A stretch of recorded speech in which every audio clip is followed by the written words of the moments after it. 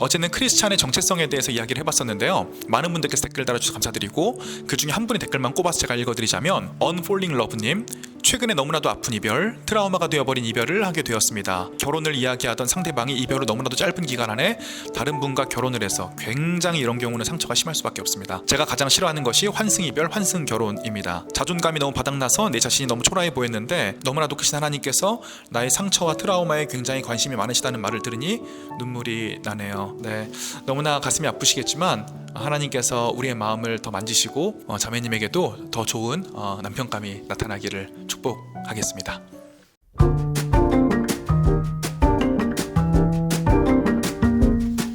여러분 반갑습니다. 이종찬 전도사입니다. 제가 몇 년 전에 어떤 분께서 소개팅을 해주신다고 하셔가지고 사진을 좀 보여주신 적이 있는데, 물론 사진을 보고 사람을 판단해서는 안 되는 것이지만 제가 딱 그분을 봤을 때 느끼는 인상 자체가 교회에서 기도회 할 때 막 갑자기 엄청 막 두꺼운 목소리 내면서 막 방언으로 막 엄청 크게 기도하시는 정말 믿음의 여전사 같다는 생각이 좀 들어서 그 소개를 해주시려는 분에게 한번 여쭤봤어요. 야, 이분 혹시 그 기도할 때 막 방언으로 엄청 목소리 두껍고 크게 하면서 막 이렇게 열렬하게 기도하시지 않아? 이렇게 물어봤더니 친구가 깜짝 놀라면서 어떻게 알았냐고.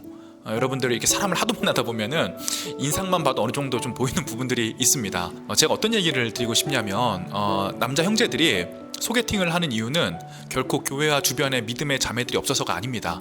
단지 우리는 어떤 믿음의 여전사 같은 자매들보다는 정말 여성스러운 그런 여자다운, 요즘은 이런 표현이 좀 문제가 될 수 있지만 그런 분들을 만나고 싶기 때문에 우리는 소개팅을 하는 것이지 절대 주변에 믿음의 전사들이 없어서 밖에서 여성을 찾는 것은 아니라는 사실입니다.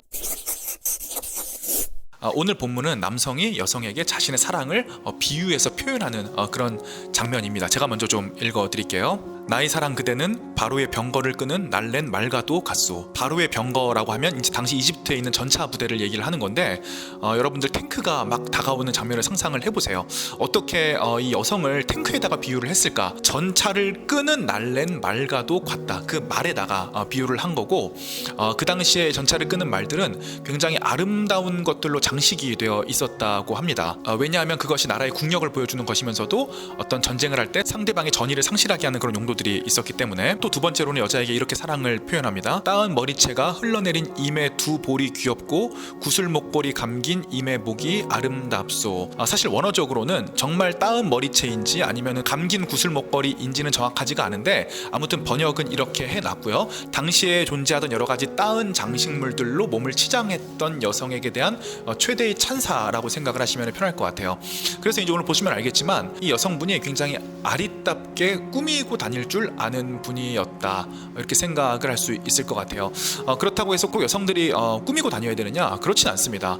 그런데 이제 우리 여성분들이 알아두셔야 될 게, 남자들이 이쁜 여성보다는 자신을 꾸밀 줄 아는 여성, 그리고 나를 만날 때 가꿀 줄 아는 여성에게 훨씬 더 관심이 많은 것은 사실이라는 이야기입니다. 제가 한 10년도 더 전에 청년 때 어떤 대형교회 새벽기도를 갔던 적이 있었는데, 그 대형교회는 특이하게도 앞문을 통해서 입장이 가능한 교회 구조였어요. 그래서 제가 좀 늦어서 앞문을 열고 이제 들어왔는데, 들어와서 이제 뒤쪽으로 가기 위해서 이렇게 쭉 걸어가다가 새벽기도 하고 있는 여성분들, 청년들을 이제 보는데, 그 교회의 특징이 이제 자매들이 직장 출근하기 전에 새벽기도에 왔다가 다 같이 아침을 먹고 출근하는 분위기가 좀 있었던 것 같아요.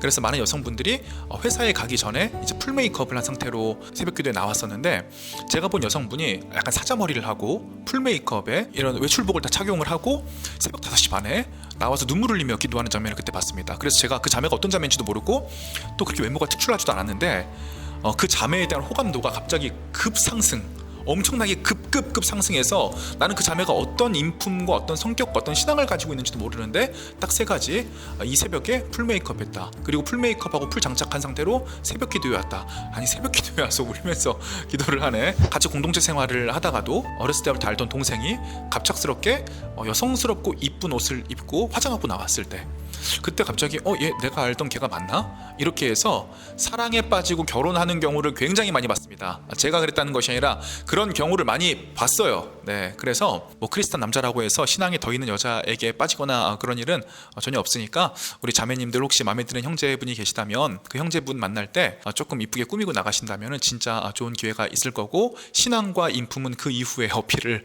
하는 것이 어떨까 싶습니다. 그리고 가장 중요한 사실은 예수 그리스도가 저와 여러분들을 볼 때 이런 날랜 말과 같이 많은 장신구를 착용한 멋스러움을 가진 여성으로 보신다는 사실입니다. 굉장히 우울하고 힘든 일이 많으실 텐데 내 모습과 상관없이 예수 그리스도께서 나를 그렇게 봐주신다는 사실이 저와 여러분들에게 큰 위로가 되었으면 좋겠습니다.